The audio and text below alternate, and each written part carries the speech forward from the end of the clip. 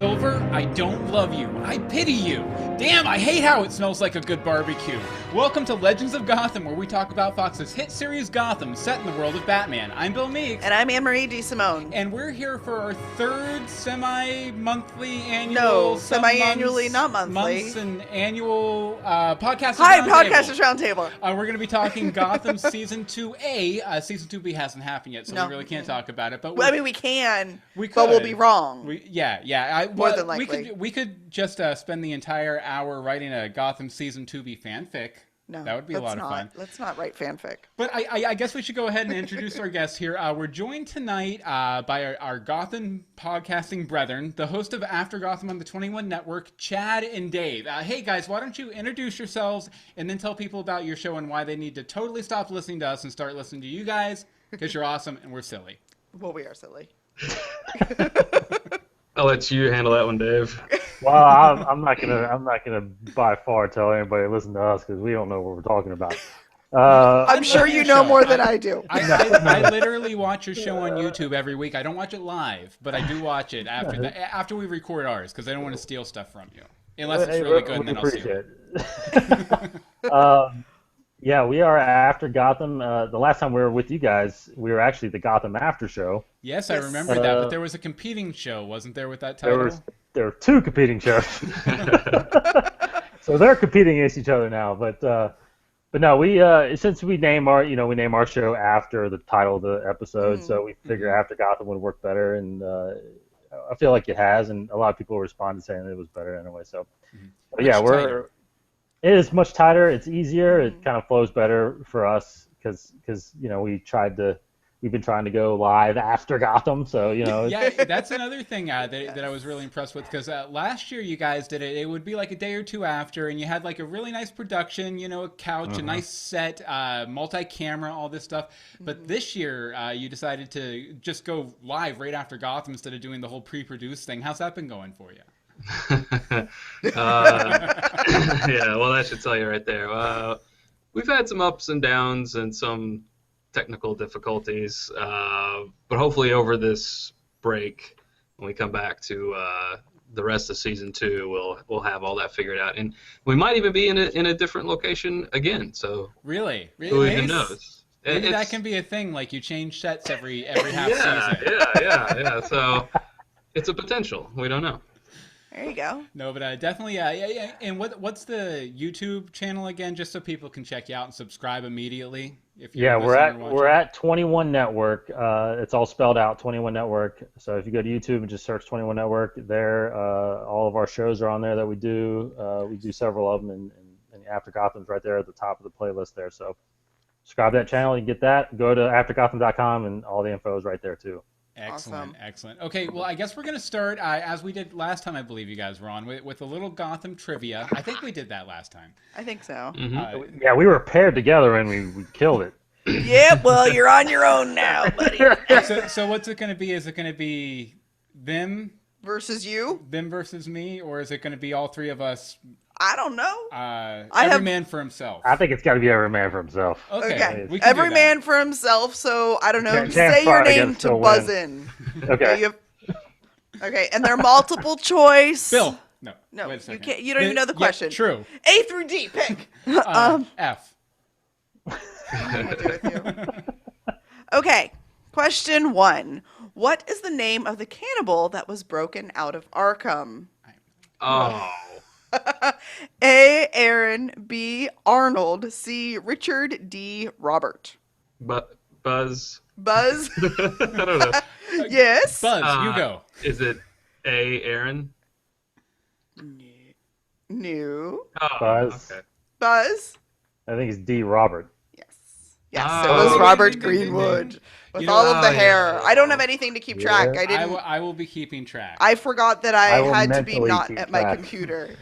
I'll keep track in my Gotham notebook that I write all the notes down for every episode. Nice. Okay. Question 2.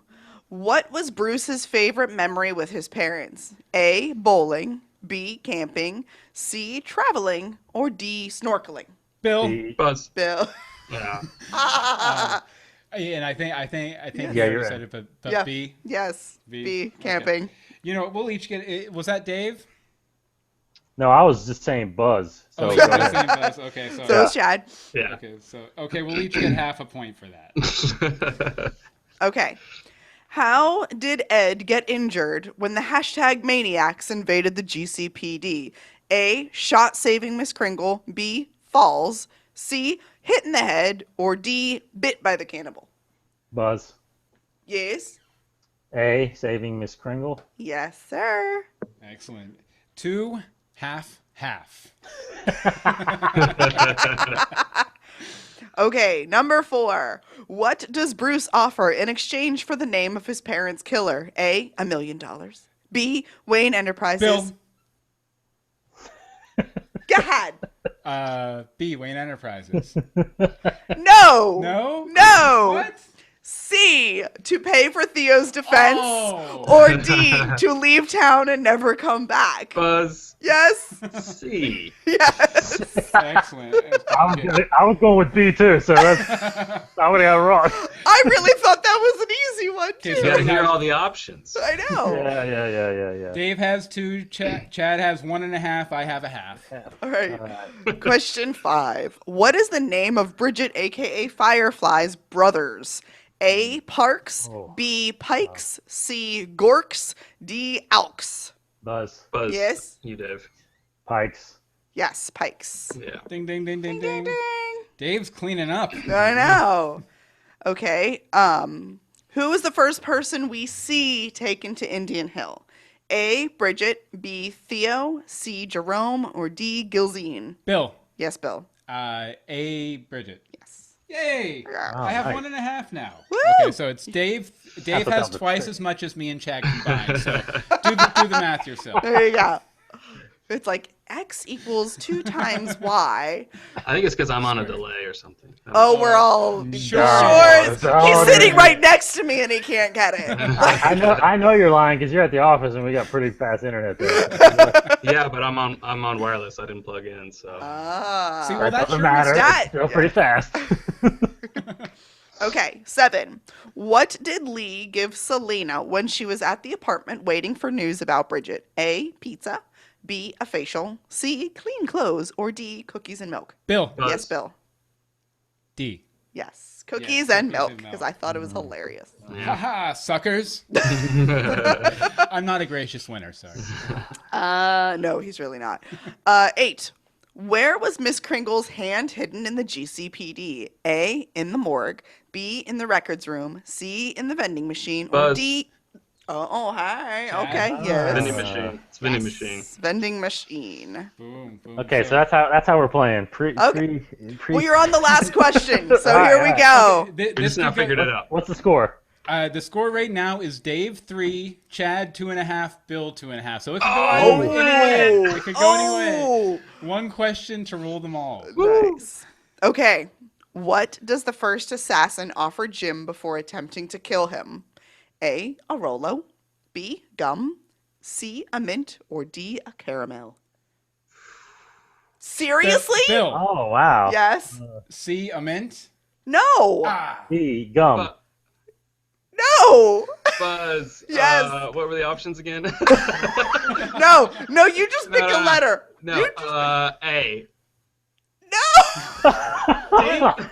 Caramel? Yes, it was a caramel. Oh, no one man. eats caramels anymore. Yeah. That's your problem. Caramels are delicious. Wow, so I guess I won. Yeah, you won by half a point. I really thought that was easy. Everyone clap. Yay! Wow, I thought Begrudgingly clap for Look, Dave. the chat room got it. They did. The chat room got it. Actually, no, they're on the delay. I was They're on going to the say I delay. could have been looking at the chat room the whole time and got all the answers. No. Because I don't think these guys are in the chat room. Well, it looks like there's quite a party, which we haven't mentioned. Hey, we have a chat room. Yeah, over at live.universebox.com. Yeah, we have 7 people over there right now. Woo. Hi, guys. Hi, everybody. Let's see, we have Bobby and Mary H. and SSP Body and that guy in a store. I think we have a voicemail from them later. We do. And Zuko's enemy. The arch nemesis of Danny Zuko from Greece, I guess, is probably who that is. The famous arch nemesis of Danny Zuko from Greece. Nice. Okay, Nice. so let's see here. Now that we're all warmed up. we have some topics. We're going to talk characters, then we're going to talk like favorite episode, all that kind of stuff. But before we do, everyone knows what we thought about season 2 of Gotham. So why don't you guys start off? And I guess we'll start with Chad since he lost and he probably feels really bad right now. And tell us overall, what did you think of season 2? Well, so far so good. No, I thought it definitely picked up in pace over season 1, and I really liked how the episodes were they seemed more connected to each other than last year. Last year it seemed to be a lot of either like Freak of the Week, or you might have a 2-episode arc with a villain, but right out of the gate we got 3 episodes at least with the Maniacs, and Theo Galavan introduced, who spanned the entire half season, and everything just seemed to interconnect more with that. And it seemed like the stakes were raised, and it left you wanting to watch the next episode. Yes. Whereas last season didn't do as good of a job with that, I thought. So I thought I thought that was a positive. Now, if I had to talk about any negatives, and Dave and I kind of talked about this a little bit on our last. You know what? What? We have that. We've saved that for last. Okay. Yeah. You negative Nancys, get out of here with your negativity. We have a space for that later. All right, cool. There's a safe zone for your negativity at the end of it. So. The only positives right now. All right, Yes. I can deal with that. No, but I definitely agree with you on the structure. Like, it definitely felt to me a lot more like a comic book. Where they have an overarching like 12 or 13 issue arc, but then they have the little mini arcs that last 3 issues, but they have various B and C list characters who kind of build throughout the entire run. So I definitely enjoyed that. Dave, what did you think overall? Yes, I wholeheartedly with Chad. I totally agree that this was a very comic book, or I'm sorry, I agree with you and Chad, but a very big comic book. The first 3 episodes right out of the gate were just stellar, and I think that the way it wrapped, the way you wanted to tune in the next episode and see what happens, and then you got that conclusion. I just felt like we never really got that last year with characters. I felt like the character arcs were just dragged on several episodes, and then you lost them for a couple episodes, and we got back with them, and it just felt like for example, just last season just felt like with Nigma, he was such a lovable character and an exciting character to see in the beginning, and I just felt like they kept just holding him back, whereas now it's like they're just unloading with him, with a lot of these characters. So we mentioned on our show, I feel like the writing is just amped up. I mean, whether or not they changed out some writers or not, I'm not completely sure about that, but I think that the writing has just gotten so much better, and I think they've figured out a structure now for the show, and I think it's doing well, and I think it's going to carry on for this next half of the season.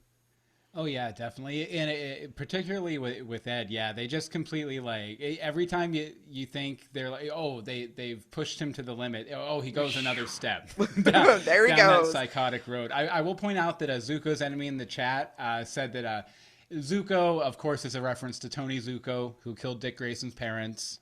So in essence, he is Dick Grayson, which really disappoints me because I love that arch nemesis of Danny Zuko from Grease. You would. Okay. I was just going to say with Ed and everything, it really, I know when they originally like cast the show that they said season 3 was going to be his season. And then when they just decided to just like shake everything up and move it forward, it's so cool to see how much they like pushed it forward so quickly and so harshly. Like that was the fun part. Oh yeah, definitely. And you know what? We're going to go ahead and start talk characters, and I guess we might as well. We have actually 2 entries for Ed on the character list, just because he had 2 different dynamics going out throughout the season. Why don't we start with Ed and his gal pal Kristen Kringle. That was a situation where they pushed it way forward, way faster than I ever thought they were going to. But then they crashed and burnt it. But what did you guys think about how they handled Kringle this season? About how the Kringle crumbled. Yeah, I think they handled it really, really well. I think what they did right was I did not expect to happen what happened, Right. with him, choking her out. Like, I completely didn't see that coming. I thought that was at a point in the show where there was other things going on, with Gordon and with Bruce, and you had this thing with with Ed and her, and thinking that oh, they're going to get together, and you figured it was going to kind of drag a little bit, not drag, but just carry on throughout the Carry on. season, Right. and him have this personality disorder going on, and her figuring out what's going on, or whether or not she's going to find out. But she finds out the hard way. And Right. the fact that he just admits everything to her about killing Doherty. Doherty, yeah, and just unbelievable. Floored me. I thought that was one of the best parts of the season, to be honest. See, we kept thinking that what they were going to do with her is that she was going to find out, she was going to be completely down with it, and then she was going to become like a Christmas-themed supervillain that like ran alongside the Riddler, and we were so pumped for that. We were really looking forward to a Christmas Cut it episode off with her. yes. What did you think, Chad? Yeah, I kind of I was surprised when he killed her, but I guess it was just the timing. I knew that it was going to have to happen, Right. because he just seemed way too happy, and when you're that happy, you can't really turn into a very good supervillain. So I knew that would, you could tell even from last season that his infatuation with Kristen and everyone else kind of dumping on him constantly was probably going to be what drove him over the edge. But I think it was a really interesting turn what they did with giving him Kringle, giving him that relationship, that is, and then having him be the reason that it crumbles. Right. The Kringle crumbles, as you said. So, so I thought that was on point. I thought that was great, and I totally bought the fact that he felt confident enough to tell her, be like, well, I killed Officer Doherty. That's why he's not. He's still here slapping you around, because I did that. Isn't that cool? Yeah. I totally bought that he thought she would have been okay with that. And I see your guys' point where she might have, but I was kind of still thinking she's probably not gonna be okay with this. Yeah. Yeah, to be fair, she did work for the police department, so she probably has some sense of justice, even though it's Gotham PD, so not really. Yeah. I thought maybe another episode or two, and then she might have come over to the dark side a little bit more. But I'd say it seemed really quick, but hey, we got rid of Jerome in 3 episodes, so I guess not. We got rid of all these awesome people so quickly. I guess getting rid of her did that Mary too. H in the chat room says maybe they'll have a Christmas episode where she comes back to haunt Ed, like a Christmas Ghost of Kringle's past, present, and future or something. Oh, Yeah. I love it. That'd be fun. That would be fun. That's not a bad idea. That's not a bad idea. Ed learns the true meaning of riddles. Yeah. I mean, I definitely don't think we've seen the last of her, because with him in his mind, now that he's kind of become one, I wouldn't be surprised if she's the one that kind of starts popping up and talking to him. Like maybe Ooh. trying to talk him back from his psychotic Oh, the angel tendencies. instead of the devil. Yeah, I Right. like that. I really like that. Mm-hmm. Possible. I would say maybe she might end up in Indian Hill, but I'm sure she's pretty decomposed at this point. No, she's I not. Yeah. I doubt anyone found her out there in the woods. With So- the hunter. Yeah, she was chopped up in a trunk, so I don't think you can really come back from that. An umbrella to the throat, sure. Yeah. But chopped up in a trunk, not so much. Falling off a wall into water. Hey, that water, it was probably salt water and it preserved her. Well, fishes take to water. Fishes so. do take to water. Okay, so that whole Kristen Kringle plot line and Ed having the psychotic break, then reunification and everything, led to him getting a best friend, Penguin. Oh, BFFs. What did you guys think of the newfound odd couple type situation with Penguin and Ed? I mean, I liked it. I mean, you wanted to, when we got this show last year, and they kept showing, before Penguin, before Riddler, before Poison Ivy, before this, you like everybody, you just wondered, when are these villains going to cross paths and Right. kind of get together. And you saw a little bit of that, I guess, in the beginning of the season when Theo got the Maniacs together. But but to see these two big iconic ones kind of get together finally, it's pretty cool. It's pretty cool, and I think it's gonna set up some major plots this next half of the season. So I thought their chemistry was great. I thought I remember last season I think there was a point where they actually They had one scene. and they Yeah. met each other and they're like, oh my god, that's awesome, man, that's cool. So Yeah. so it's good that they had that chemistry and that and we're able to talk through some scenes like that. That was awesome. Where do you think they might take it in the next half season? Because I mean, obviously, Jim and Bullock and most of the Gotham PD now know that Ed is involved with the Penguins somehow. How do you think that's going to play out? Yeah, that's interesting. I was posing that same question on our last show. It's like I know I'm ripping you off. I told you. No. Rip off the good stuff. So that's really interesting. But Dave, I think you actually kind of brought up the point. Like we were kind of questioning just who knew it. Was it just Gordon who saw them together, or was Bullock and everyone else? It would be Jim, Bullock, and Lee. And Lee is And relatively... Alfred and Lucius Fox. Yep. But they're not involved. PD. Yeah. So there's that. I mean, obviously he didn't go on the adventure to save Bruce, but his house was... Lee already had her suspicions about Ed, I think. Lee had some suspicions, but I mean, when he tells her to go to his apartment very openly, like, other people could have heard him. HR might have known his address. Yeah, so I don't know how what they're gonna do with that exactly. Yeah. But they could spin it to where I was forced, against my will to harbor Penguin or whatever.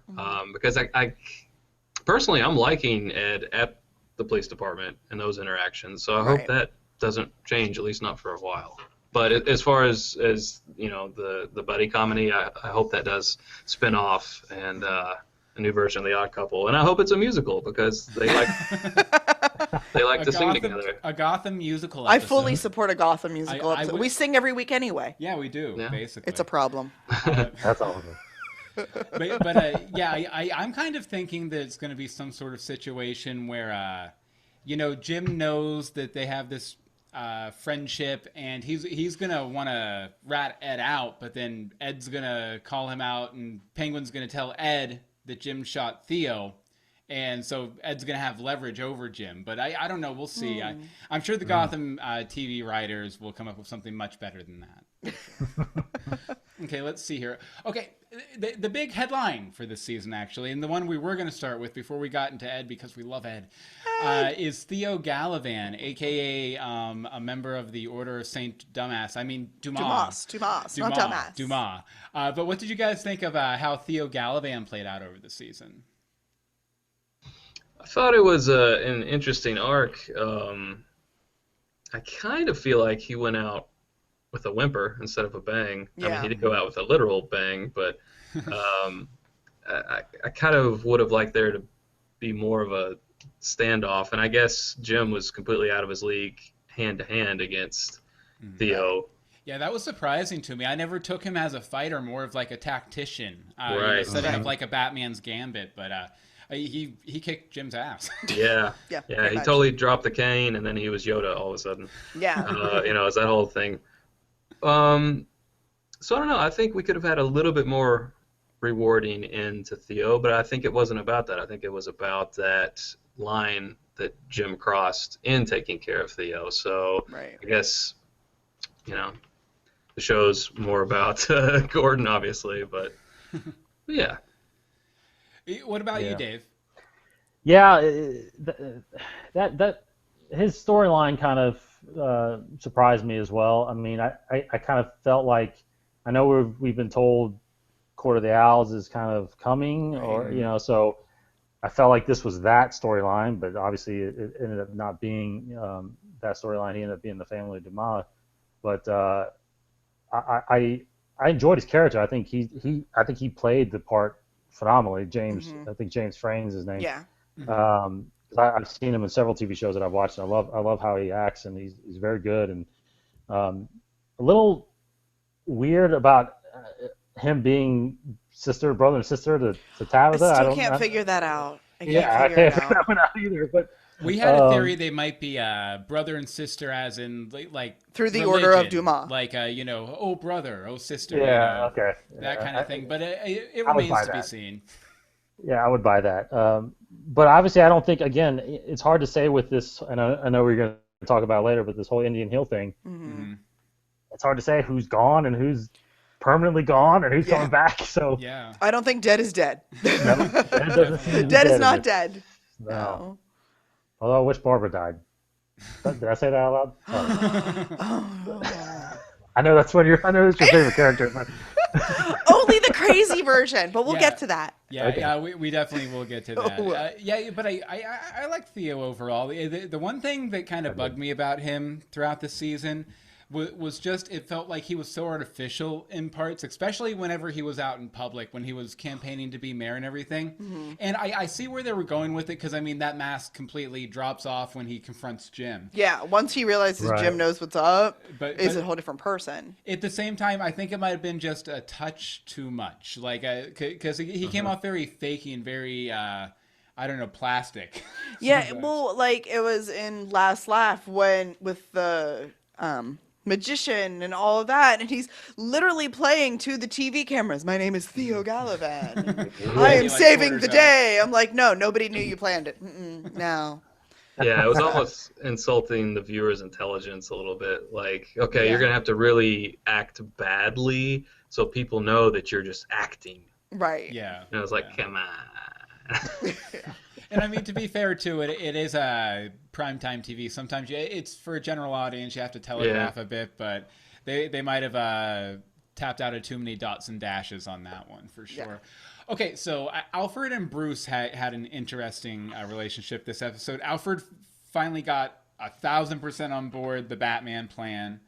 Yeah. They did have some conflicts. Alfred Got fired. overstepped his He got fired. got fired And rehired immediately. He oversteps his bounds a little bit and everything. But what did you guys think of that relationship? And do you hope that Alfred continues to slap children throughout the rest of season 2? Yes. Yes, absolutely. Slap all the teenagers. That's why I tune in every week, is to see if he slaps somebody. What kid will Alfred slap this time? Yeah, who knows? or get Bruce to beat up. Like, Yes. Was it Well, Tommy yeah, it's or true. something? but yeah, I thought it was, and I can't remember exactly which episode, but just here recently in the last few episodes, Alfred finally started acting like his guardian instead of just his butler. It seemed like always before Bruce was like, you're my butler. Shut up. Yeah. Right, Yes. right, you are, Master Bruce. But he's finally like, no, you little shit. Yes. I'm your guardian, and this. So I liked that part, and it might have to do with him. And I think actually Dave brought up this point before on one of our shows, with agreeing, okay, Master Bruce, I'll train you, but you have to do everything that I say. So it could also be that. It's like you asked me to train you, have your best interest in mind. Well, listen to what I say. Right. But no, I love and always have loved all of their interactions. I think it's a great part of the show. Yep. What about you, Dave? yeah, I didn't anticipate this relationship kind of being so kind of brought to the forefront as it has been so far. I think in the early parts of this show, because I felt like last season it was just all about Bullock and Gordon, and I feel like those guys have kind of taken a step back almost, and they Especially kind of Bullock. Yeah. absolutely, which I'm a little upset by because I love that character. I thought they did a good job with him last season. And they kind of took him away this season so far. But with Bruce and Alfred, I think people want to see this. I think the majority of the people want to see how this kid becomes Batman, Right. and that's what I think they're doing. And Alfred seems to be the one in this incarnation to be the one that kind of pushes him towards that. with training, with all the stuff that they will find out and downstairs in the Thomas Wayne office. So The Wayne Cave. oh, yeah, the Wayne Cave. That's good. But I've liked it. I was a little skeptical of it, especially last season, thinking, I don't want to see Bruce. I don't want to see that much of it because he's just a kid. I want to see the Gotham. I want to see Gotham. I want to see the bad guys and stuff. But in Gordon.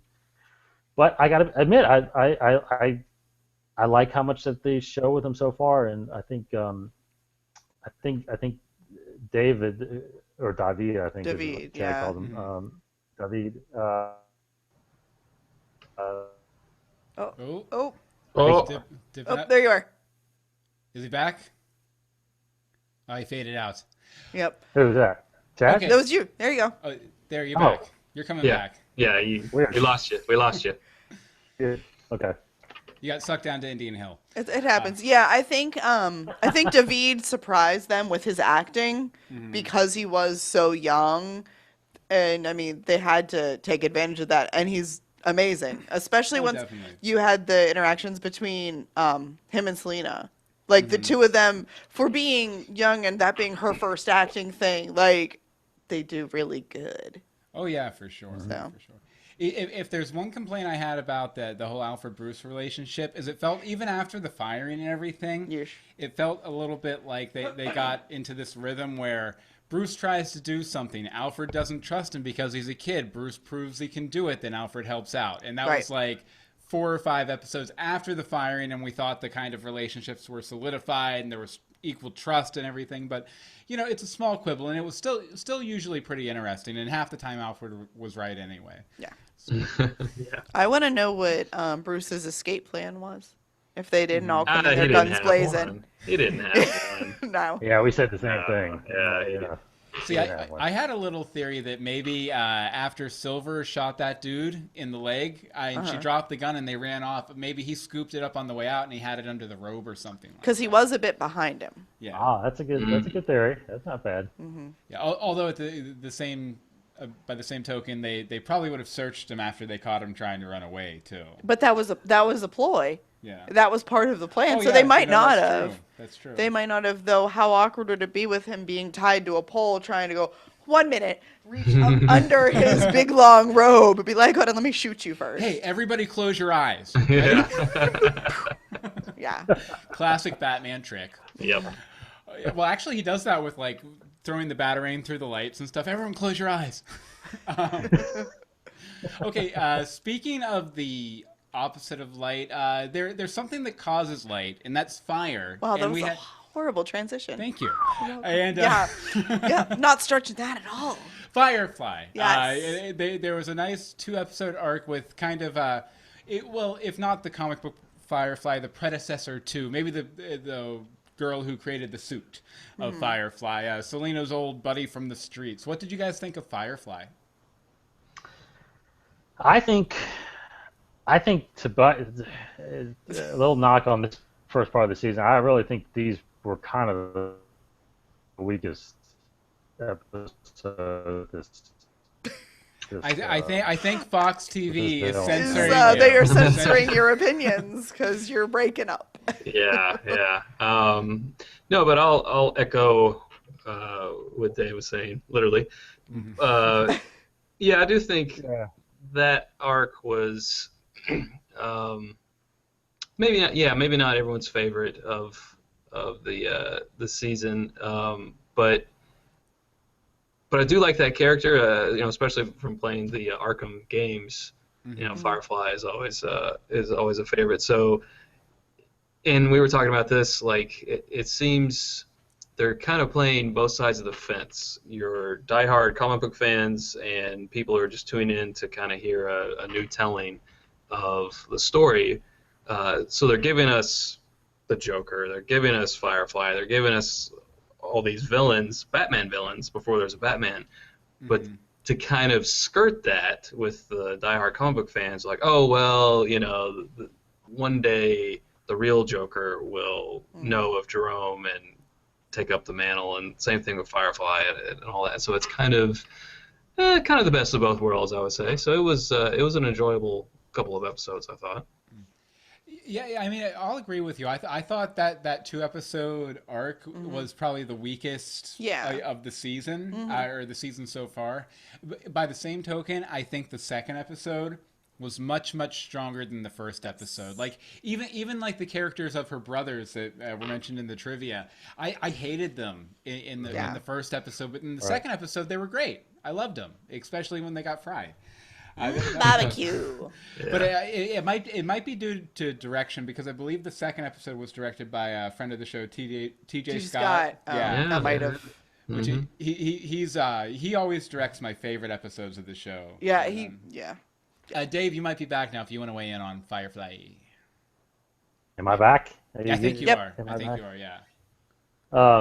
No, I agree. I think it's I think that they were just weaker episodes. I think she was kind of a weaker villain that they brought on in this season. So, but yeah, everything you guys said, I agree with. I think it was nice. I think a lot of it had to do with Selena's growth a little bit. You know, there were kind of her moments a little bit in there, but. Yeah, in that second episode too was definitely probably the strongest Selena episode they've ever done. More than Selena Kyle. Yeah, not just in the writing, but just in Cameron's performance too. I thought it was stellar for sure. Well, she had so many emotions to go through with that, and you don't always get emotions from a street kid. So. Yeah, I will mention Mary H. in the chat room says, I thought she was all right as a character, but she was stupid. She ignored Selena when she told her to leave, and then took on the police with nothing more than a flamethrower. Right. Not the brightest ember in the fire. Very true. Very true. Very true. Okay, well, the show, it's really about one character. It's supposed to be. Yeah, so I guess we should talk about Fish Mooney. No, I'm kidding. Jim Gordon had a very interesting arc, and I thought came off way more as a three-dimensional character this season than the first season. But what did you guys think of Jim's whole arc throughout the season? Dave? I think they've done really. Yeah. Yeah. Oh, go ahead. Okay. No, I think they've, like we talked about with Bruce, I think they've kind of taken Gordon a little step back, because it is, like you said, it is supposed to be about him, I feel like, but it hasn't really been totally. I think it's been kind of leveling off with him and what's going on with Bruce, and then of course the villains have kind of, they've brought them up and kind of created their storylines and their backgrounds more. So I think Gordon, even though he's kind of taking a step back a little bit, I don't.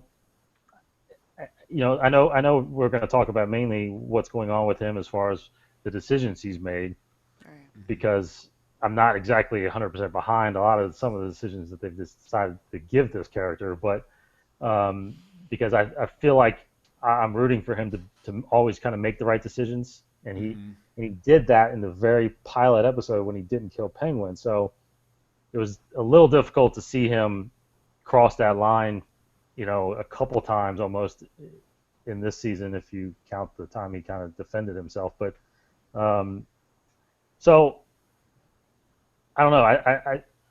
I'm still rooting for him. I think he's a good character on here. But I personally, I just wish they would keep him along the straight path and always be that guy that's trying hardest, even though to do what it takes, but still not to cross that line a little bit. Oh yeah, I definitely agree with you there. In fact, it's funny you bring up the first episode with Penguin, because I almost want to say where they took Theo to shoot him might have been the same area of waterfront where he shot Penguin in the pilot. But yeah, very, very, very interesting, and he's definitely he's become the kind of cop he was fighting against in the first season, for sure. Very true. Yeah. Chad, what do you think? Is there any hope for Jim Gordon? Do you think he's salvageable? I think so. It's interesting. It's almost like in the comics, Jim Gordon is the one kind of being the conscience for Batman. Possibly the way this is going, it might in the future become the other way around, where Batman. Not that we'll ever really get a Batman in the show, but just hypothetically, he would be the one telling Gordon, you've got to stay on there's rules, Right. or at least one rule Yeah. not to break. But I don't know. This is the middle of the second season. We could see that come around. I think possibly it might be easier to know the line that you can't cross after you have crossed it once before, possibly. Yeah. But I do kind of feel like in the first season, Bullock being the experienced detective, is like, oh, come on, Jim, it's Gotham. There is no line. Now Bullock seems more like a cuddly character. I couldn't have seen Bullock have taken that shot for some reason now in season 2.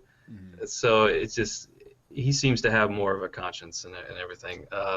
Yeah, they've both pulled each other in opposite direction. Well, exactly. Like, I think it was Fish that was really pulling Bullock to the darker side because they were whatever they were. They were making out in that one episode. They were making out in that one episode, whatever. But like, they were the ones who would go to each other. And now that she's not there, he doesn't really have that. He got out of the game. He had a fiance. Who knows if she's still around? We haven't heard from her in a while. But I don't know. Yeah, I think if nothing else, his actions this season are gonna, because in the first season he was very much pro law and order, very anti-vigilante justice, and I think if nothing else, his actions this season, even if he does recover from them, are gonna make him much more open to a character like Batman, who doesn't have to work within the confines of the law, coming in there and cleaning up the city. You know what I mean? Yeah. If Batman ever shows up, he probably won't, though. Probably not. Who would he be? Alfred? I think it's Alfred. It's Alfred would make a good Batman, actually. So. Okay, so let's talk about someone who wouldn't make a good Batman at all. No, not at all. Barbara. Jim's ex. They're snorting into the mic. Crazy. I think I know their opinions. Okay, well, wait. Well, let's hear them out. Okay. It might be more nuanced than the chuckles and the guffaws. Okay. What did you guys think about Barbara's villainous turn this season? No, I was right. Dad? No, to me, it seemed a little forced. I don't know. She kills her parents at the end of the first season, and then all of a sudden she is this force to be reckoned with, and she's in the rogues gallery just like everyone else is, from the comics, and she succeeds in a lot of her villainy, and I don't know. It was an interesting turn, one that I don't think most people saw coming. Especially if you do follow the comic book. You're like, well, this is going to be Jim's wife. This is going to be Batgirl's mom. Surely she's not going to... Oh, nope, she did. So that was weird. But I guess they did it to really push Jim's character and to have that whole, love triangle with Lee and all of them. But ultimately... I was always kind of like, eh. Mm-hmm. That's my expert statement right there. I was kind of, eh. Yeah. I definitely felt like it was a little weird that she just sat there tapping her foot for 4 or 5 episodes until Theo gave her the okay to strike at Jim. Like, if she was that crazy, she wouldn't have been waiting around for his plan to enact, Yeah. She was just one of the pawns. She was one of his pawns. She was one of, Tabby 95% of the time didn't do anything unless he gave the okay. Yeah. So she really just sort of filtered in there and, she complained she was bored, We got there. I mean, I don't know. She could have used a little longer in Arkham, maybe.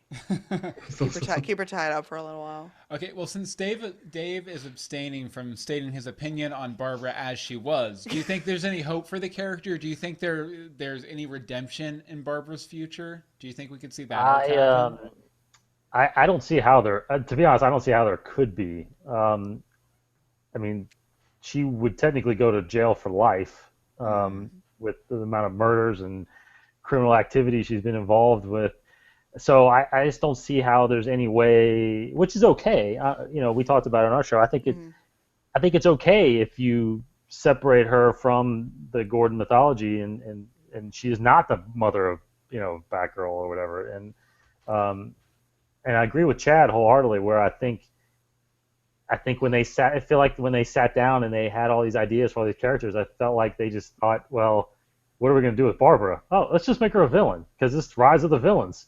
And that's what it felt like to me. And I wasn't, I wasn't too thrilled with a lot of her character at the end of last season. So the way they rolled it in this season, it didn't really fly with me. Now, I know a lot of people went with it, and I think it ultimately did add to the show. I think most people, I think, welcomed it and thought it was, hey, finally they did something with this character. But I'm just not personally liking how they handled it. And I really thought that they were killing her off, to be honest, when she fell. But obviously she lived, so we'll see what happens to her. Yeah, well, I mean, to be fair, too, they did leave her in a state where she doesn't have to come back. That's right. They never. They have need to a bring her back reason again. to bring her back. Definitely. Okay, well, and this is probably, again, even more so than Jim Gordon or Theo Galavan, kind of the headline of the season. Now it's time to look at this Joker. Look at this Joker. He's really cool. He's busting cheerleaders after school. He's lighting their bus on fire. That Joker. Time to look at that Joker, and that Joker. So of course, sorry. We do that every episode. It's a thing. It's a bad thing.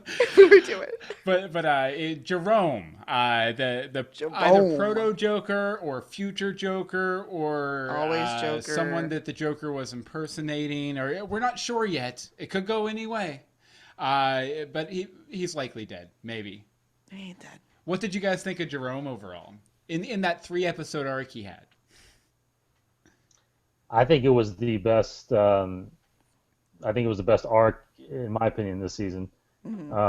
I think he stole the show, those 3 episodes, and the one episode he was in last season. I thought he was phenomenal. That was one of my favorites from last season. Absolutely. Well, wasn't that supposed to be the finale for last season too? Before they did the extension, so it felt right like that. Totally. So I'm a huge fan of Jerome. I'm a huge fan of that storyline. I felt like the way they explained the Joker, mythology that carries on. I thought that was actually pretty brilliant, because all us Gotham Batman fans wanted was not to have an origin story for the Joker. We've got an origin story for a Joker, not the Joker. So I thought that was pretty brilliant on their side, their part, as far as writers. How did you react when Theo popped him side of the neck? Well, I figured that was going to happen. I think that's the only way once they. Well, I felt like he wasn't going to be the Joker once these things started happening, because you're either going to have to lock him away until years later, and then maybe he keeps breaking out and stuff like that. But again, then you have a guy that has an origin story. So I felt like they had to do it some way, and in the end, when that happened, it's like, yeah, that's the right way to do it. You have to kill him off. SS Peabody in the chat room mentions, if they bring back Theo but not Jerome, like via Indian Hill or something, I'm going to scream. I think the collective Gotham fandom will scream for that one. Yeah. Chad. Well, I don't know. What about you guys? Go ahead. How do you guys feel about the Joker story? I really enjoyed it. I thoroughly enjoyed it. Yeah, I love that Jerome was kind of a combination of every Joker we've ever seen in any type of media. Like at times he felt like Hamill's Joker. At times he felt like Nicholson. At times he felt like Heath Ledger even. I thought Cameron Monaghan, I think it is, did a phenomenal job with the role, and even Mark Hamill, I guess, enjoyed his performance on there. I'm a little bit of a different Batman fan in that I don't know, I I grew up on the my first introduction to the Batman comics was all the Silver Age books, where Joker did have an origin story, where the Red Hood story was the Joker's origin story for years and years and years until the Killing Joke. So I never really had that big of a problem with him having an origin. But so I mean, if they continue Jerome's story, I'd be completely okay with it.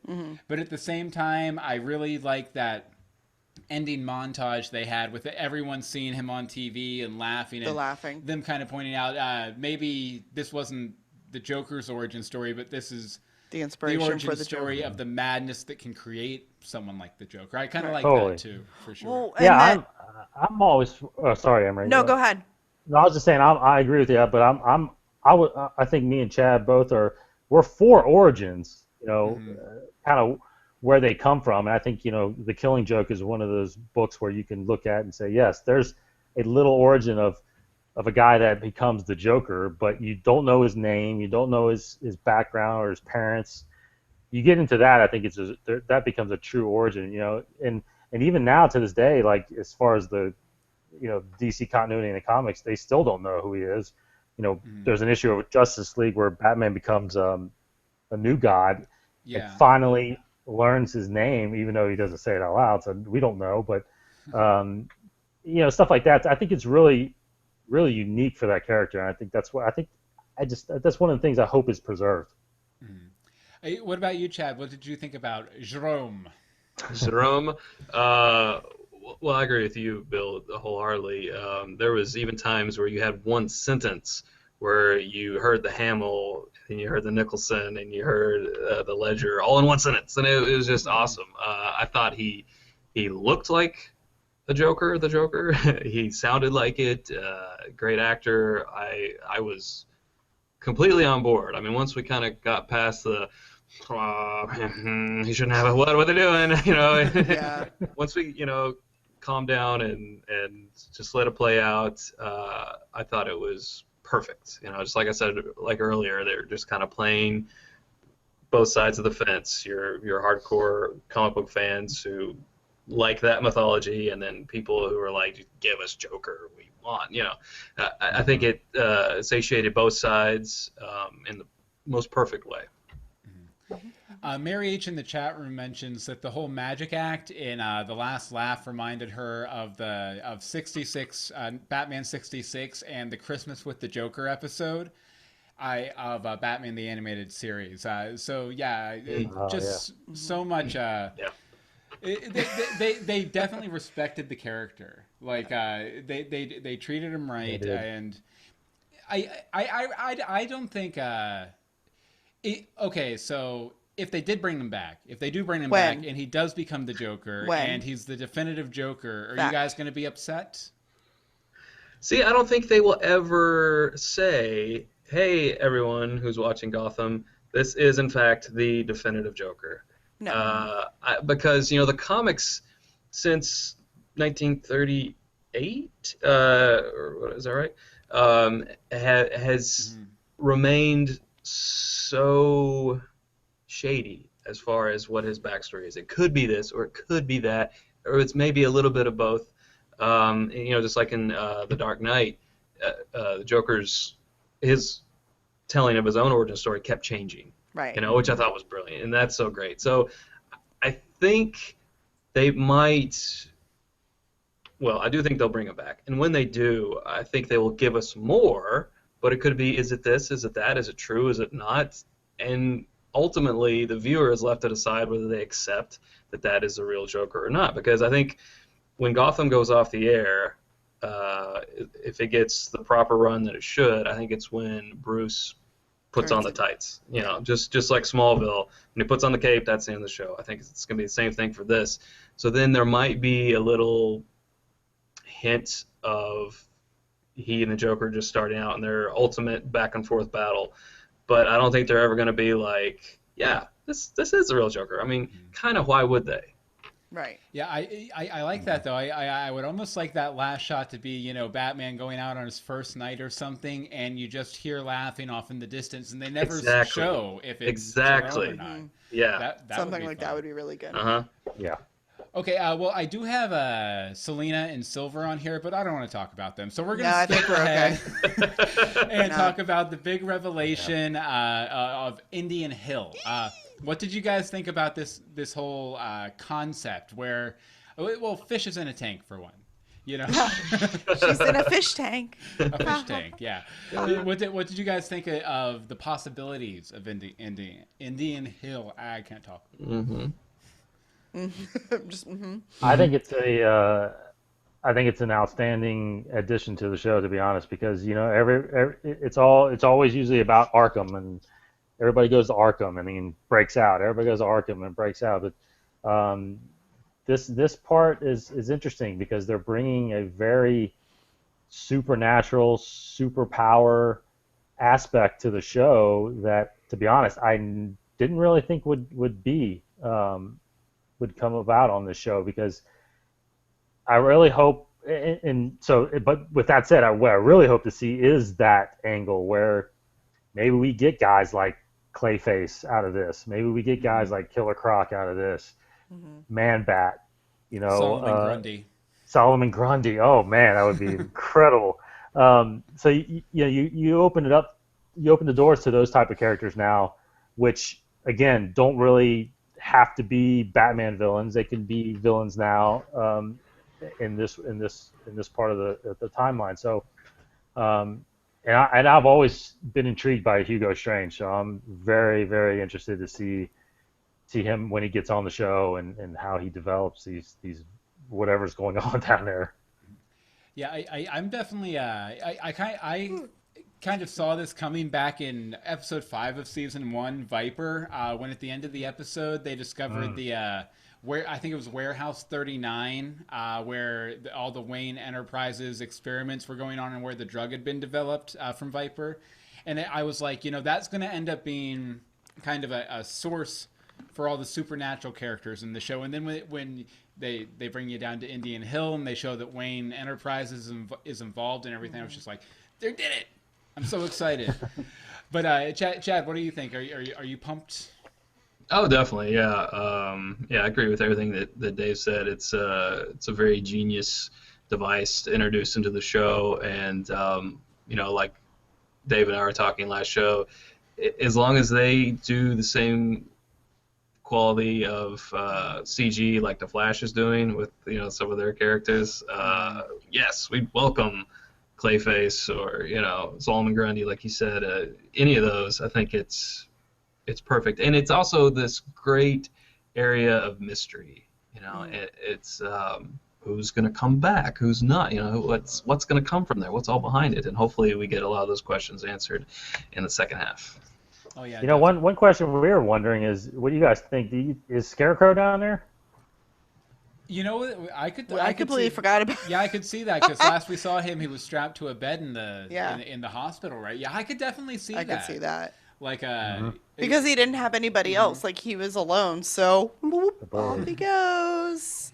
Yeah, and spoilers. Skip ahead 30 seconds if you don't want to hear spoilers. But we know that Ivy Pepper is coming back this season, so I wonder if she's going to end up down there somehow. Like, she died of dysentery on the streets or something like that. They just bring her in. Yeah. Like, they'd be like, "Hey, little girl, do you want dinner?" "Sure." "Okay, what do you want?" Yeah. Like, she'll be like, "Oh, you want me to drink this? Okay, let me drink it." Like, that's the type of character she is, and I thoroughly enjoy that. Yeah. Hey, Ivy, we got some conditioner you might want to put on your hair for once. Why don't you just come on down? Here you go. Want a comb, little girl? Yeah. This is called soap. Yeah. You have a bird's nest on your head. Yeah. Yeah. Yeah. I'm definitely glad too, because I don't think any of the live action versions of Batman have had really any of the supernatural villains that Batman is really known for. I mean, half of his Rogues Gallery is made up of villains that either have superpowers or they're mystical or magical in nature. So it'll be a lot of fun to see those kind of characters in live action for sure. Okay, let's see here. Okay, down to some more granular topics now. What were your favorite episodes? Or each of you, which was your favorite episode? You can't pick more than one. Can't pick more than one. Wow. Oof. I would say the second one in the arc of the first three. I think it was a Knock Knock. Yeah. That was by far just jaw dropping. Especially like when they got into the police station and just started gunning down officers. I mean, we were watching that, and I couldn't believe what I was watching. I was like, this is Gotham. This is awesome. So that by far, and then and him, Jerome getting on the TV and doing the Heath Ledger, kind of into the camera, talking to the Gothamites and the city of Gotham, and I thought that was just a phenomenal episode. I found myself comparing them all after that to that one. Mm-hmm. Yeah, actually, that ended up being my favorite too. That was one of those episodes that definitely made you think, this is on network television? Yeah. Really? Yes. Another thing I really liked about that is because episode 1, as far as Theo was concerned, it made me wonder who he was. But then episode 2 made me realize, oh, this guy's going to be a major, major threat. Like, I thought he was going to be like maybe someone off working in the background in the distance, not really doing too much until later on in the season. But no, I mean, obviously, he had people stepping in there and doing things for him. But it made me realize what a big threat he really was, because he was working on very high concept stuff like altering the mentality of the city, through the hashtag Maniacs. And I also really enjoyed the entire Alfred Bruce dynamic in the episode too, with Bruce firing Alfred and him coming back with his tail between his legs. And also, again, I really enjoyed Alfred bringing Lucius Fox in on everything. And how he brought him in. And how they trapped him down there in that cave for like 2 months. Apparently. Working on that computer. Nobody noticed he was missing. All right, Chad, what was your favorite episode? Yeah, I'm gonna have to agree. I mean, I was looking at the episodes and like, well, what else could I pick? But I mean, it really is that one. It's the second episode. Knock Knock is the that's. I mean, the third one, The Last Laugh, was also very good. But ultimately, yeah, the second is the fave so far. And Anne-Marie, I actually picked. I actually picked Last Laugh. I just liked how it seemed to like already explode, and we're like, this is only the third episode. How is like we already have a major character dying? This is happening here. Bruce and Alfred are split up. Like there was just so much going on, and so much of the crazy that I thoroughly enjoyed that. And also, like, you just didn't expect them to already kill off Jerome, and it left you going, okay, where are they going to go now? Because I thought he was sticking around for the whole season. See, I was just very slightly divided on Jerome in that episode, because on the one hand, I love anything with magic, with magicians, and I really loved his costume. But I felt like in that whole scene, his performance was a little weird or off. But it might have just been me. He was pretending to be a magician while trying to kill people. Yeah, I guess so. I mean, so that's a little, there was a lot going on. Conceptually, that's a little off. Yeah, there's a lot going on there. Okay, SS Peabody in the chat room says the favorite episode was Mommy's Little Monster, and Mary H. loved the Maniacs arc, just in general. Which, yeah, that was...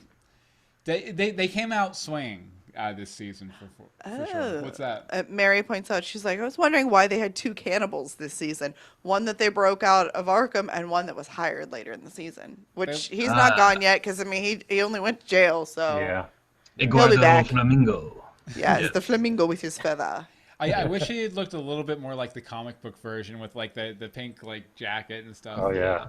I was just pumped that they finally brought a Grant Morrison original character onto the show, because Grant Morrison's run on Batman is one of my favorite runs on Batman ever, so I was definitely glad to see him. Okay, but you know what? We're talking characters. Why don't we talk favorite characters? Chad, what was your favorite character this season? This season? That is a tough one.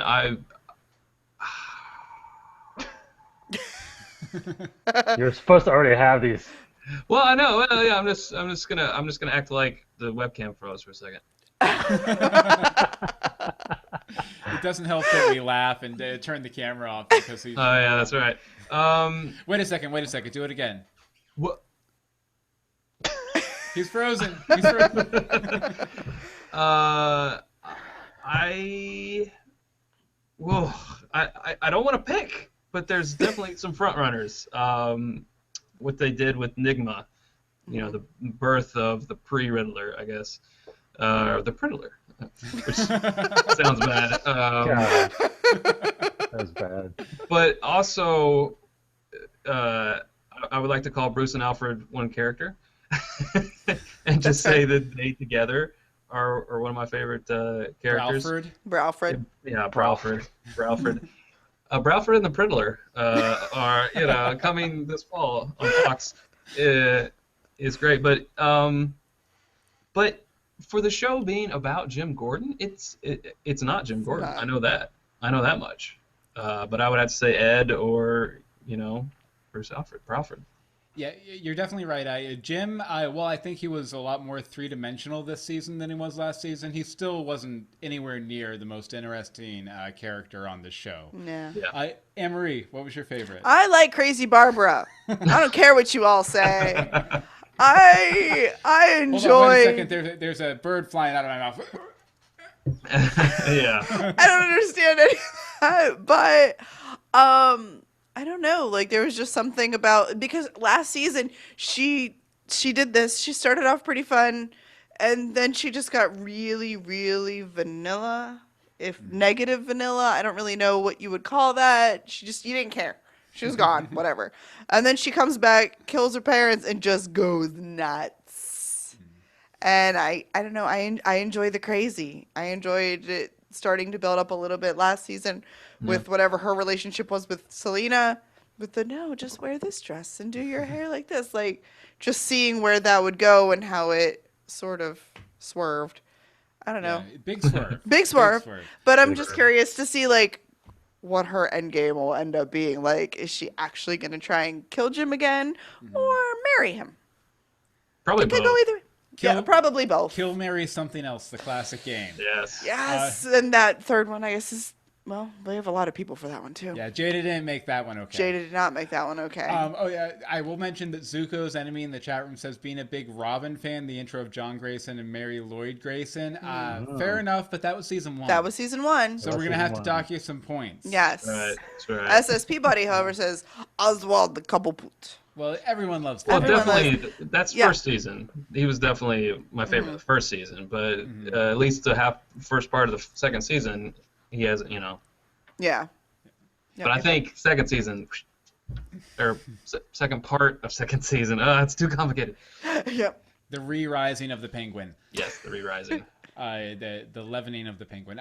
Dave, what about you? What was your favorite character?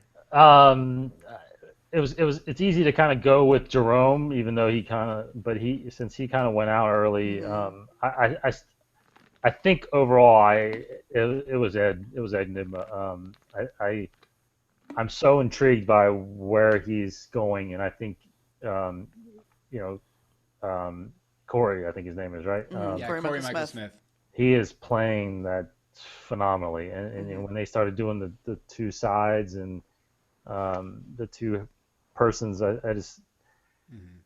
felt like that was really good for the character and really good for the show, and I really love how he progressed just in this first half.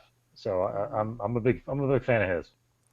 Excellent. Okay, and as for me, I picked a one appearance character just because I enjoyed him so much, and that's the Knife from I think it was like episode 9 or 10, something like that.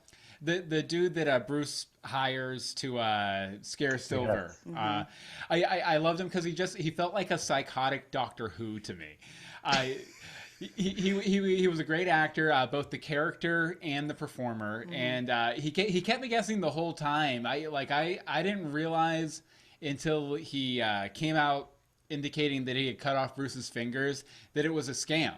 Like I did not see that coming at all.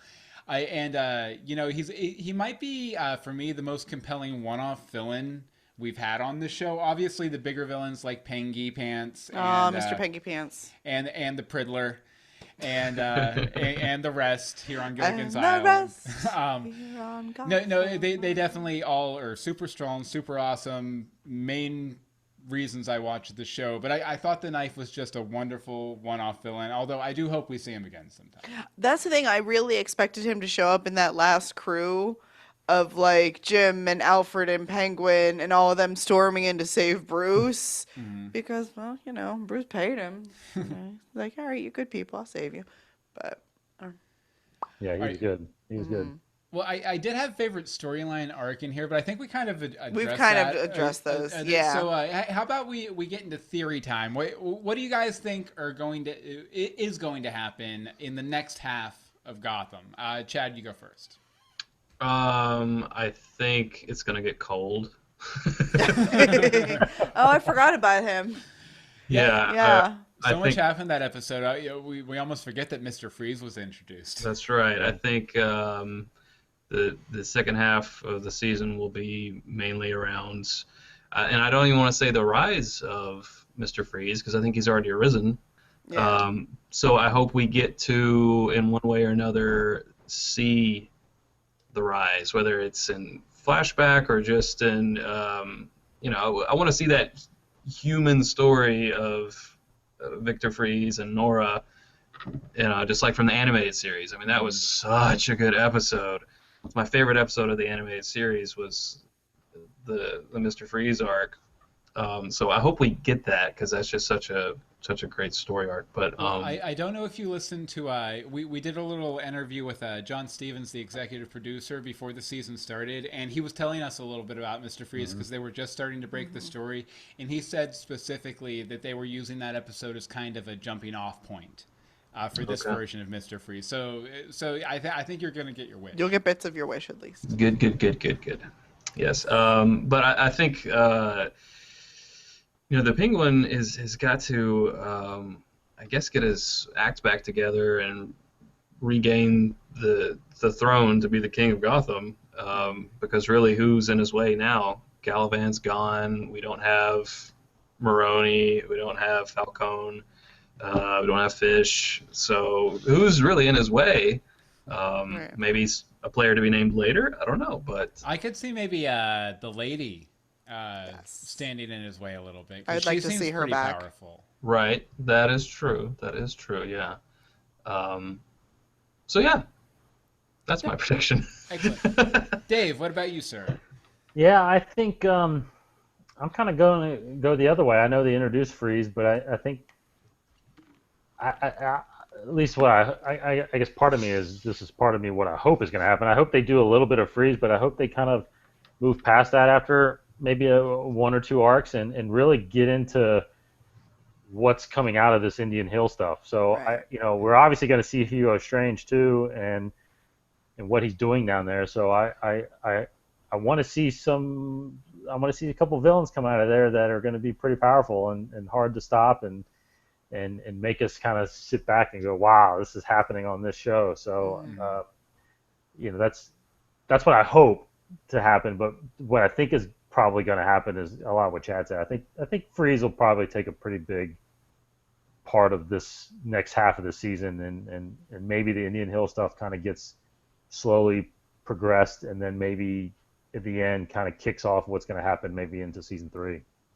Yeah, that's actually feeds right into my big theory for what's going to happen next season. Is I think, like you said, that Indian Hill stuff is going to keep building and building, and then like towards the end of the season, maybe for the season finale, there's going to be sort of like a Nightfall-esque breakout of all of these supernatural characters from Indian Hill, and the city's going to be under siege, and there's going to be no Batman to save them, and it's going to be all on Jim Gordon's shoulders. I think That's part when of Superman comes and saves the day. but he's just a little boy. Right. But I definitely I felt like the Order of Saint Dumois. I was hoping that it was going to be like city in chaos, like them running through the streets, but they really didn't do that. They had like one or two big fight Moments. scenes, and They then, were a letdown. yeah, a bit like They were a letdown. I was wanting to see them like jumping off rooftops and Yeah, like just something. filling the streets, not 12 dudes walking down the road and stabbing a cop. So hopefully, an Indian Hill breakout would bring that mass chaos that we see in storylines like Which sort of Nightfall. leads into my prediction of hashtag maniacs rise again. In Yep. some way, like now they're all like manipulated by Doctor Strange. There's, that difference, but still, in a sense, working together. I mean, Oh, like you think maybe all the hashtag maniacs are in Indian Hill getting worked on for right the now? best of our knowledge, they are, because they, almost all of them went through the morgue. Very true. So Very true. we don't know who's the one pulling them from within there. Maybe it's Lee. No, probably not. You know my thoughts on her. What are your thoughts on Lee? 'Cause- I hate Lee. Oh, what? I hate Lee. I liked her What? last year. Last year she was interesting. This year she's just pregnant. This year, for the first 3 episodes, she was eye candy, and then she became Prager Pants. Right. Prager McGregor, I like to call her. Yeah, she just. Okay, it's the same thing that happened with Barbara last season where she was interesting and then she got really boring. But now it's happening with Lee where she was really interesting. I liked her with Jim Gordon and now I could give 2 craps about her. I'm like, she doesn't do anything. And then she's like, I'm pregnant. I'm like, no. Go away. Go live on a farm. What do you guys think about that whole revelation? Because we didn't address that at all. Well, I think it was necessary because she actually is pregnant. Right. Yeah. With his child. By Jim Gordon. Jim Gordon. So, Yeah. yeah, it remains to be seen how they're going to, where they're going to take that. But I think it was just out of necessity, so their hands are kind of tied, really. Nah, she could have gone off to a conference. Yeah, well, I think because of that, she may go off the show for a little while. Kind of, Gordon sends her to a different city to rest up and have the baby or something like that. So she could be gone for a little while, actually. Yeah. I think if she does end up marrying him or something, though, I'm going to lose all respect for the character completely. Which character? Jim or Lee? For Lee. For Lee. For Lee, because, I mean, obviously she has issues with how Jim's been behaving. She's been psychoanalyzing the crap out of him, too. He's behaving more and more like that. And if she accepts the marriage proposal just because she's pregnant, I mean, I'm going to lose a bit of respect for her. Yeah, we don't need to go there. Just a little bit. Okay, gun to your head. Sorry about that, but I like pointing guns at people's heads. You really do. It's a problem. Let's get critical. What's one thing you think the show could improve on? No more Gorgons. Either more one of you Gorgons, go. baby. Whoever goes first. He just wants me to shut up. No, I think they've done. I think they've found their rhythm in the sense where they've, like we've talked about already, how they've developed good arcs, over a couple episodes, and then kind of move on to the next arc. But there's still that one underlying story that's going on, so it's very comic book like. So I think they found that, but I think the one thing they can stand doing is, they touted this season as Rise of the Villains, which they gave the villains, I think, all of the character and all of the storyline. I want more from the heroes. What those other DC shows that I watch, Arrow and Flash and even Supergirl right now, to be honest, you're rooting for the good guys, and I feel like we're not getting that in this series yet. And I want to root for Gordon. I want to root for Bullock. I want to root for Bruce.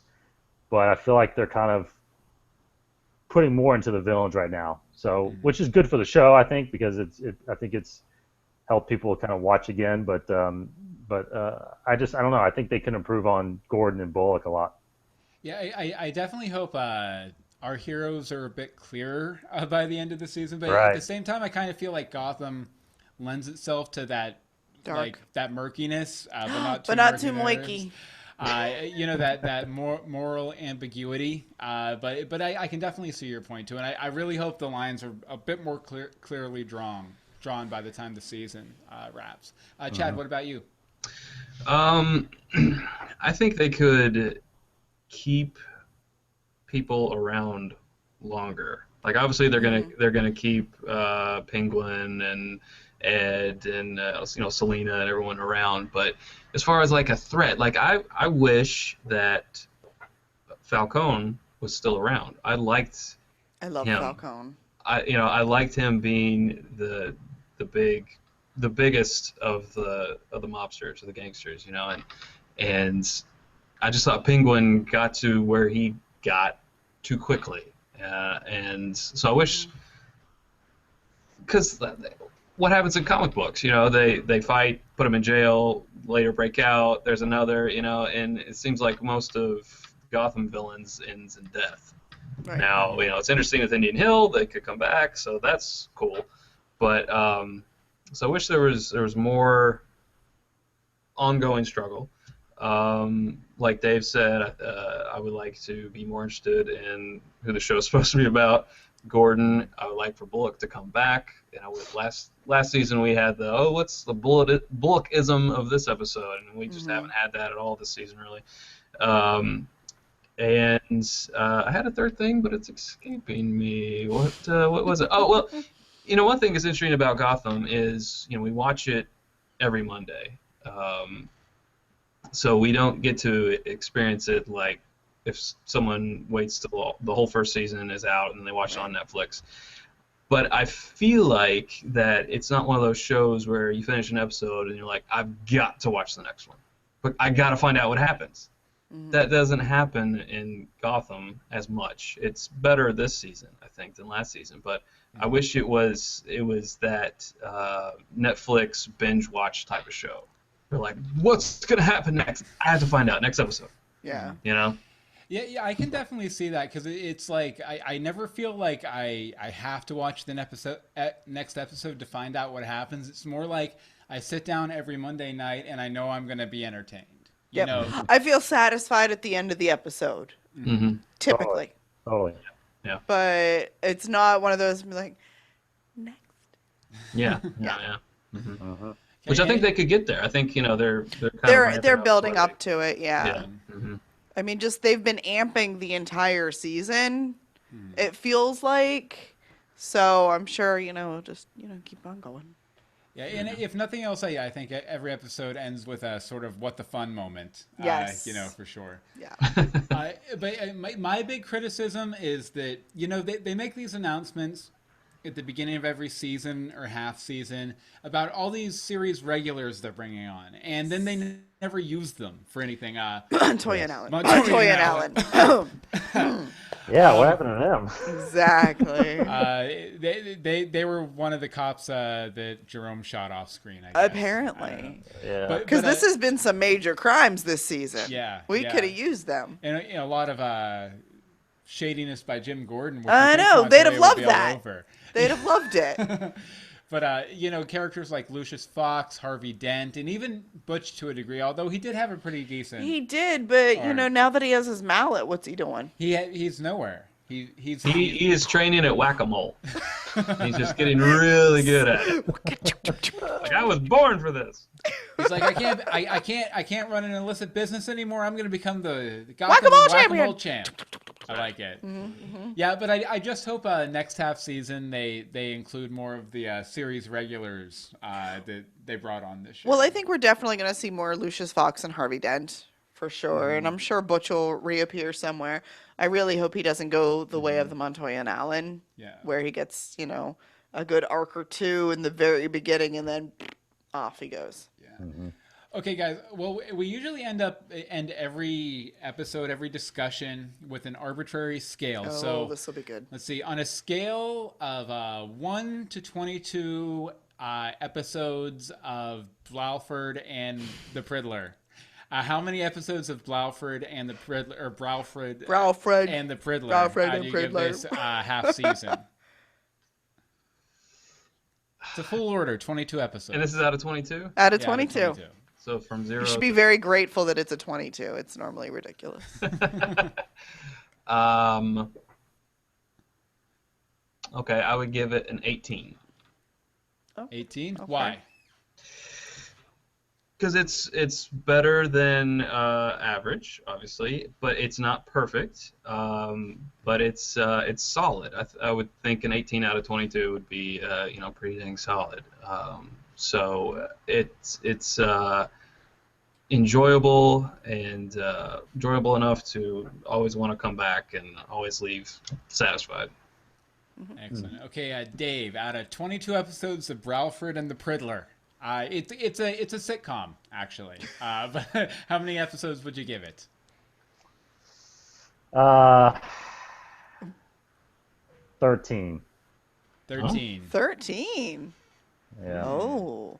You got to explain that, man. Yeah. Mm-hmm.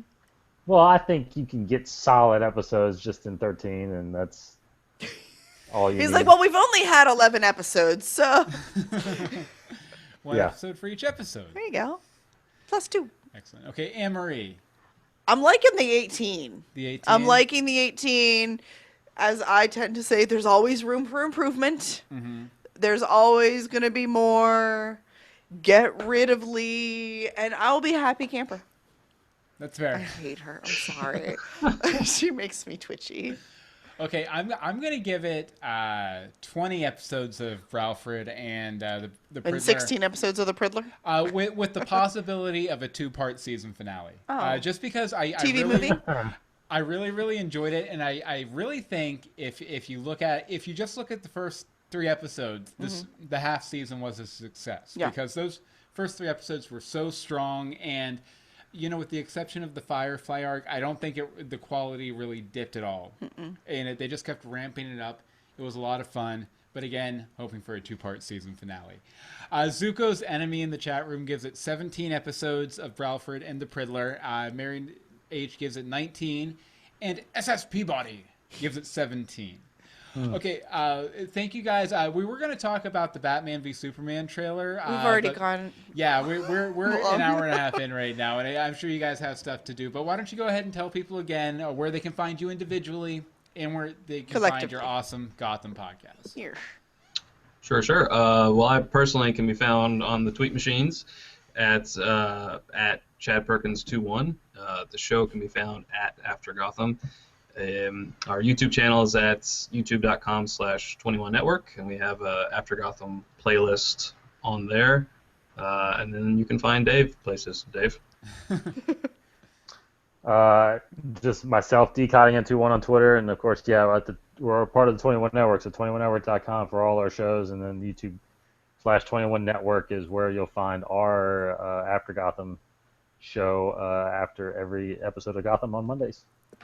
Excellent. Very well, nice. we want to thank you guys again Yes, for joining us. thank you so much. And we'll make sure to have you back sooner than a year. Yes, we'll try not to wait a year again. Season finale. Yes, finale. absolutely. I like it. I like Yeah. it. Absolutely. I like it. I love it. I want some more of it. Okay. That's right. We do have some feedback to wrap up with, guys. So you guys can feel free to drop off if you want. We're kicking out. Yeah. But thank you guys again. Party's so much over, for joining us. buddies. Thank you guys for having us again. Thank Awesome you. job. I appreciate it, guys. You guys do great. Watch Legends of Gotham as well. Nice. We watch you. We love you. We love you. We. Thanks so much, guys. Okay, Thank you. Have a good guys. night. Bye. All right. All right. As always, we have some feedback here to wrap things up with that we got after the season finale. Yes. As always, if you want to send in your thoughts on Gotham at any time, email us legendsofgotham@gmail.com. The Twitter's at Legends of Gotham. Facebook is facebook.com/Legends of Gotham. And the voicemail number is 424-274-2352. Again, that's 424-274-2352. And first up, if I can get it pulled up here. If you pull up the right window. First up, we have a voicemail from Holy Bat Pastor, our good friend, who I talked to on the phone earlier tonight. Holy Bat Pastor. He has my number. Oh. Take it away. Legends of Gotham. This is Holy Bat Pastor. This is not going to be a very long or involved voicemail, but I just wanted to say hi and weigh in on Season 2 thus far. Before I say anything about Season 2, though, I do, in defense of Season 1, want to say this. So much of the goodness and grandeur of Gotham that we are seeing this year would not be possible if it weren't for the groundwork laid in Season 1. And we have Season 1 to be thankful for. So having said that, moving on to Season 2, this has been an incredible ride so far. And I'm just so appreciative. I feel so grateful to be alive while there is a Batman mythology-themed television show, big budget show even, on a weekly basis that we're seeing. And my prayer and hope is that this show will be successful for many years to come. I'm one of those that says the more Batman content that we can have in the media, the better. So because of that, I want to say I really appreciate the work, the hard work that Legends of Gotham puts into their broadcast and podcast each week. And thank you, guys. I appreciate you so much, Bill and Anne-Marie. You do so much. And I also want to give a shout-out to the crew over at After Gotham, because I keep up with them also, and it's because of positive support that Gotham is able to continue. So thanks again, and I will continue to watch and looking forward to seeing this, and I'll try to get close to a computer so I can join in on the chat. All right, y'all take care. Bye. Bye.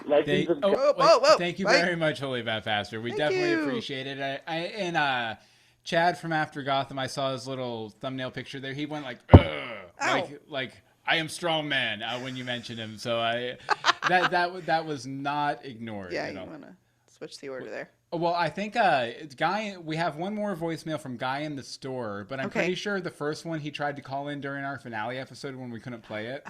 So we'll just play number 2. Take it away, Guy in the store. Okay, I don't know if you got my last voicemail. It was kind of my phone went dead. We skipped it. But anyways, so discard that last one. But anyways, so we did. There's this season 2. It was great. The whole thing was great. My favorite episode is episode 2, Knock Knock. I love the part where they're on where the maniacs are just on the bus, and it's kind of funny. But anyways, and since this was supposed to go on the last podcast, I'm going to share my thoughts of, last episode. I'm that guy in the store, by the way. The mid-season finale, it was a great episode. The entire thing was just good. I think that it's one of the best episodes in the series, but almost as good as Knock Knock, because that's my favorite episode of the show. Anyways, so the episode was great. Theo Galavan's death was satisfying. I mean, we all know he's going to be back, so, he was a great villain. He kind of reminded me of Scarecrow from Arkham Knight with the whole, playing the slow game thing and building up, except not as bad as Scarecrow was, where to the point where it didn't do anything at all. Theo actually did stuff. So yeah, it's good. Anyways, I loved the series. I hope this gets featured, and I'll see you guys later. Thank you very much, Guy. Thanks, sir. Definitely. Okay, now we have a letter from Matt. Matt says, "Hello, just listened to this week's podcast, and I had 2 thoughts. Number 1, how did you make it a whole podcast without mentioning the best part of the episode? The face Penguin makes when Lee tells Jim she is pregnant is amazing. We did mention that, Matt. I'm pretty sure we did. We did. Number 2, did we actually see a gunshot wound in Theo? I don't remember. Yes, I remember seeing a dot, here. Could it be a throwback to season 1 when Jim fires the gun but can't actually kill the person, so he fires past them? I can't see Jim just outright killing someone. The thug he killed earlier was shooting at him, so he had to. Theo was defenseless, so I can't see Jim killing him. He also told Penguin he would let him kill Theo, which is why we have the umbrella down the throat. Just my 2 cents. Love the show. I would love to have Matt. seen that. Yeah, I feel like he did. I feel like he did shoot He Theo. shot him. Yeah. He shot him. And that Penguin was just maiming the body because he's Penguin. Because he's Penguin. He's a dirty little penguin. And if he doesn't get a sandwich, he gets cranky. Okay, let's see. And who is this from? Oh, is this Nope. Okay, yeah. I don't remember who it's from. Sorry. This is from medical student. Hi, Legends of Gotham. I'm a medical student, so time is a luxury, but I always make time for your podcast. Thank you. First off, I agree that Gordon started as an idealist in the pilot, but the defining shift was the finale of season 1, where Gordon risked his life to save Falcone. So his character, spelled Falcon. So his character has been transforming from an idealist to a realist with idealistic goals. Also, given how famous Bruce Wayne is, why would cops abide by the 24-hour rule to report missing persons? Besides, the 24-hour rule is for missing adults. So being a child and being the son of Gotham, there's no way a captain like Barnes would follow protocol for an average person. Well, yes, he would. Barnes would follow the book to the book. I think he made a little exception. He put out an APB at least. Ooh, an APB. Also, how did Bullock and Barnes not realize that Galavan had Bruce Wayne, since they both know that Galavan is after the Son of Gotham? Because Barnes is like, we didn't talk about him, but there's a reason for that. Meh.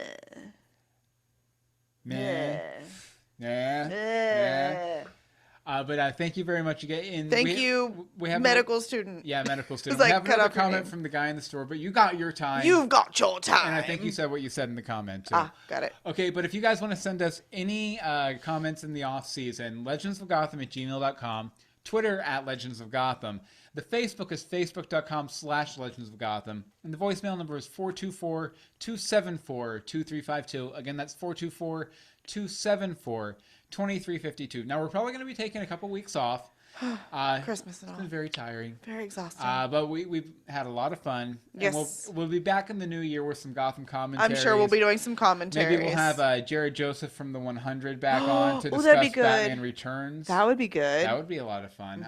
He says he's down for it whenever. So. We'll do that then. We just have to get a hold of him. Remind us to get a hold of him at Legends of Gotham. Anne-Marie, where can people find you online? You can find me on Twitter at DeSimone. As for me, you can follow me on Twitter at Bill Meeks. You can follow all of the shows we do at universebox.com. And you can follow this show on the website, legendsofgotham.com. Also, pick up my books, Amazon, Kindle store. Just search Bill Meeks. They're on sale 99 cents till the end of the year. Yep. Okay, well, I guess that does it for this week. Join us next time for more Legends of Gotham. We got it right. Holla!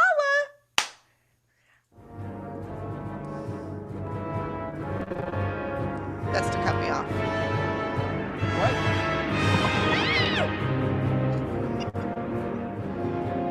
All right, thank you guys so much in the chat room. Yes, thank you so much, chat room. Thank you Greatly again, appreciate Dave, it. who ducked out, and Chad. Yes, thank you guys. We'll go ahead and shut down the stream now, but thanks again so much, and good night, everyone.